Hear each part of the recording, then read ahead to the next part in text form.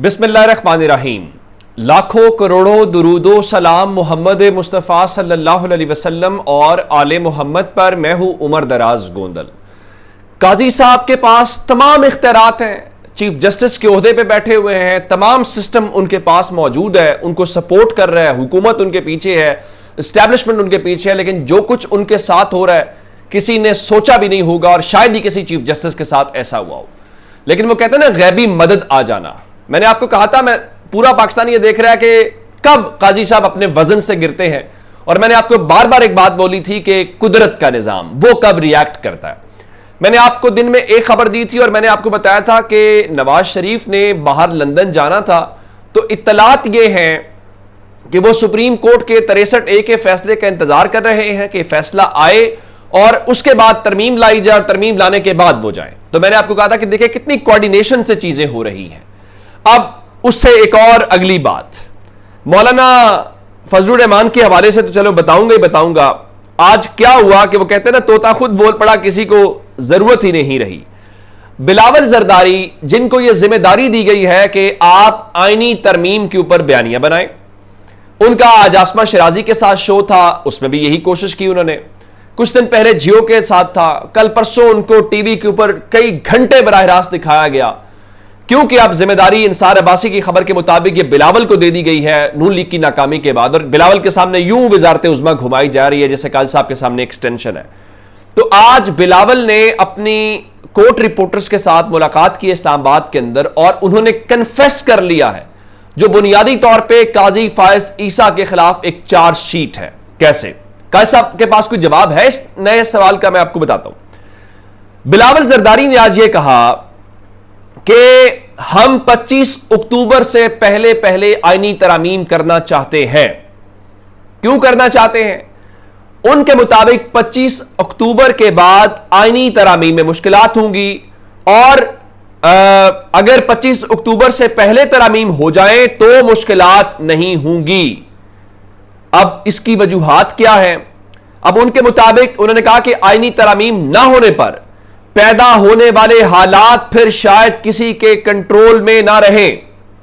फिर कहा कि काजी फायज ईसा या मंसूर अली शाह आईनी अदालत के सरबराह 3 साल के लिए होंगे। मुझे ईमानदारी से बताइए, ये हुकूमत आईनी अदालत अगर बना भी ले तो क्या ये मंसूर अली शाह साहब को उसका सरबराह बनाएगी? पाकिस्तान में आप किसी बच्चे को भी पूछेंगे तो वो कहेगा नहीं। आज बैरिस्टर अली जफर अदालत के सामने काजी फायज ईसा के सामने कह रहे थे कि आर्टिकल 63A का फैसला करने में इमरजेंसी क्या है आपको? जजेस फरमा रहे थे कि कोई जल्दी नहीं है।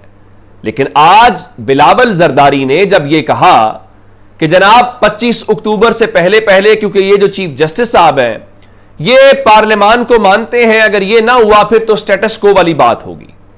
इसका मतलब क्या है? इसका मतलब यह है कि यह सब कुछ बड़ी कोऑर्डिनेशन के साथ हो रहा है। काजी फायज ईसा ऑन बोर्ड है, इसीलिए वो 63A का फैसला करने में और केस सुनने में किसी जाब्ते, किसी कानून, किसी अखलाकियात, किसी चीज को खातिर में नहीं ला रहे। वो जल्दी में यह फैसला सुनाना चाहते हैं ताकि हुकूमत को, लोगों के MNAs और बाकी लोग तोड़ने में आसानी रहे, और काजी साहब को 3 साल के लिए एक्सटेंशन मिल जाए। अब इस सारे मामले के अंदर आज फवाद चौधरी का जुमला दुरुस्त है। उन्होंने कहा कि आर्टिकल 63A पर नजरसानी के जरिए सुप्रीम कोर्ट जो है वो इस जुडिशल सहूलतकारी कर रही है इस हुकूमत की। यह बात दुरुस्त है, और यही बात अली जफर ने आज एक शो में कही कि जिस दिन 63A का फैसला आएगा उससे अगले दिन कौमी असेंबली सेनेट का इजलास होगा, और नए ये अपने मेंबरान को बुलाएंगे, उनको पढ़ाएंगे भी नहीं और अंगूठा लगा देंगे। लेकिन क्या इनके पास नंबर पूरा है? यह बड़ा इंपॉर्टेंट सवाल है। गो के अली जफर साहब का दावा यह है कि हमारे 100% सेनेटर्स राब्ते में हैं, कोई हॉर्स ट्रेडिंग का शिकार नहीं होगा, कौमी असेंबली के तमाम मेंबरान राब्ते में हैं, महफूज मकामात के ऊपर हैं। लेकिन बैरिस्टर गौहर कह चुके हैं कि हमारे 2 लोगों के साथ MNAs के साथ राब्ता नहीं है। यह एक इंपॉर्टेंट सवाल होगा कि तहरीक इंसाफ अपने कितने लोगों को बरकरार रख पाती है या उनके कितने लोग टूटते हैं, क्योंकि 63A का फैसला बुनियादी तौर पर लोगों को तोड़ने के लिए है। अब इसके बीच में एक और जो किरदार है वो मौलाना फजलुर रहमान है। मौलाना फजलुर रहमान के हवाले से जो खबरें आ रही हैं, एक तो आज मोहम्मद अली दुरानी की उनसे मुलाकात हुई और उन्होंने कहा कि अपोजिशन जमातें आईनी तरामीम पर मुत्तहिद हैं और मौलाना फजलुर रहमान जो है वहीं पे खड़े थे जहां वो पहले खड़े थे और खड़े रहेंगे। इसी तरह एक शो के अंदर सेनेटर गफूर हैदरी बैठे हुए थे, तो उनसे पूछा गया, उनका हमारा वही स्टांस और स्टैंड है जो मौलाना साहब ने कह दिया है, उसके बाद हतमी बात है, उसके बाद कोई जरूरत नहीं है। लेकिन हुकूमत अपने तौर पे कोशिश कर रही है और आज कमर जमान कायरा और सैयद नवीद कमर जो है वो पहुंचे हैं। अब मौलाना साहब जो बात कर रहे हैं वो बात बड़ी जायज और जेन्युइन है। वो क्या कह रहे हैं? वो ये कह रहे हैं कि आईनी तरमीम कर लेंगे लेकिन 25 अक्टूबर के बाद, यानी इस वक्त जो काजी फायज ईसा को नवाजा जाना है उनको जाने दें, उसके बाद देखेंगे। लेकिन हुकूमत यह समझती है कि काजी फायज ईसा उनकी इंश्योरेंस हैं और काजी फायज ईसा के होते हुए हमें किसी किस्म की कोई मुश्किल नहीं होगी, बाद में हमें मुश्किलात होंगी।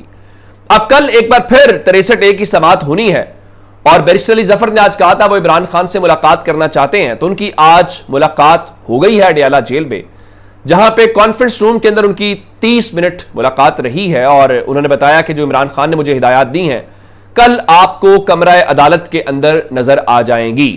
अब सवाल सिर्फ इतना है कि अब इस सारे मामले को आप रोक कैसे पाएंगे? क्या आप एहतजाज करेंगे? उसकी एक मिसाल कल पेशावर हाई कोर्ट के हवाले से खबर आ गई है। आपने देखा कि पाकिस्तान बार काउंसिल और बलूचिस्तान हाई कोर्ट बलूचिस्तान बार ने बड़ा वाज़ेह एलामिया जारी किया और इसको स्याह दिन पाकिस्तान के लिए कहा और कल बलूचिस्तान हाई कोर्ट बार के सदर ने बिलावल की मौजूदगी में बखिए उधेड़ के रख दिए इनके पूरे केस के। तो Peshawar high court bar association ने 5 अक्टूबर को ऑल पाकिस्तान वुकला कन्वेंशन जो है वो पेशावर हाई कोर्ट में बुलाने का ऐलान कर दिया है। दूसरी जानिब पाकिस्तान तहरीक इंसाफ जो है उन्होंने आज जो एहतजाज किया वो तो सो किया ही किया और फैसलाबाद और मियांवाली में मैं आपको एक मिसाल देता हूं। आज 2 शहरों की बात करते हैं। लाहौर में नवाज शरीफ खड़े थे जो उनका शहर है और नवाज शरीफ इर्रेलेवेंट महसूस हो रहे थे इस पूरे मंजरनामे में। दूसरी जानिब इमरान खान जेल में है लेकिन उनका शहर मियांवाली है और मियांवाली आज सड़कों के ऊपर था नवाज शरीफ की बेटी की तमाम तर पाबंदियों के बावजूद। और वहां पे लोग कह रहे थे कि हम गोलियां खाएंगे, हमारे सीने हाजिर हैं और इमरान खान हमारी वजह से जेल में है। और भावलपुर में ऐसी सूरत हाल थी, पुलिस के सामने लोग नारे लगा रहे थे और फैसलाबाद में एक बुजुर्ग कह रहे थे कि जहां इमरान खान होगा हम वहां होंगे क्योंकि वो हमारे लिए है। लोगों ने वहां शेलिंग खाई, सब कुछ किया और इवन आज हमाद अजहर पुलिस वहां पे दुकानों में उनको ढूंढ रही है, मिल नहीं रहे। एक बात आज जरूर तारीफ करें फैसलाबाद वालों की, वो कहते थे कि उनका सिर्फ जो है वो उनकी जुगतें मशहूर नहीं है। लाहौर के हवाले से जो एक तो आज एक दिलचस्प वाकया हुआ कि मीनार पाकिस्तान के ऊपर तहरीक इंसाफ के जो आज़ादी रजाकार है वो पहुंच गए और वहां पे उन्होंने पाकिस्तान तहरीक इंसाफ का झंडा भी लहराया, बड़ा सा नारे शारे लगाए। पुलिस जब पहुंची तो वो गायब हो चुके थे। और लाहौर में एक प्रिंटिंग प्रेस के ऊपर छापा मार के जो वहां पे लोग हैं पुलिस ने उनको गिरफ्तार कर लिया। सिर्फ 3 लोगों को इसलिए गिरफ्तार किया कि वो 5 अक्टूबर को लाहौर में जो मीनार पाकिस्तान के ऊपर तहरीक इंसाफ का एहतजाज है उसके हवाले से वो पंफलेट छाप रहे थे। अब उधर अब से थोड़ी देर पहले अली अमीन गंडापुर ने एक वीडियो पैगाम जारी किया है जिसमें वो कह रहे हैं कि डी चौक हर सूरत जाएंगे, एहतजाज करेंगे, जितनी रुकावटें डालेंगे या हम पे तशद्दुद करेंगे, लेकिन हमने इमरान खान के हुक्म के मुताबिक डी चौक पहुंचना है। और इसका मतलब है कि तहरीक इंसाफ ने अब बाकायदा ऐलान कर दिया है डी चौक जाने का। और यही बात वकास अकरम कह रहे थे, जितने दिन मर्जी लग जाएं हमारे लीडर की कॉल है और हम डी चौक हर सूरत जाएंगे। और आज इमरान खान ने इवन तारीफ भी की अली अमीन गंडापुर की और कहा कि वो हीरो हैं, वो हुकूमत जाने की परवाह नहीं कर रही है। और अली अमीन गंडापुर से मुतालिक मुझसे जितनी खबरें हैं वो बेबुनियाद है मनसूब। और बैरिस्टर गौहर खान की भी उन्होंने तारीफ की और पिछली खबरों की उन्होंने तरदीद कर दी है। तो अब देखना यह है कि वक्त कम है और मुकाबला सख्त है। एक जानिब हुकूमत मौलाना काजी साहब और ताकतवर हल्के हैं और दूसरी जानिब अवाम इस जो मार्शल लॉ लगाने की पाकिस्तान में अमली तौर पर तैयारी है उसके हवाले से मैदान में देखते हैं कि जीत किसकी होती है। जीत ऊपर वाले की होती है। इंसानों का निज़ाम चलता होता तो गरीब और आम आदमी की कोई जिंदगी ना होती। अपना बहुत सारा ख्याल रखिएगा। खुदा हाफिज।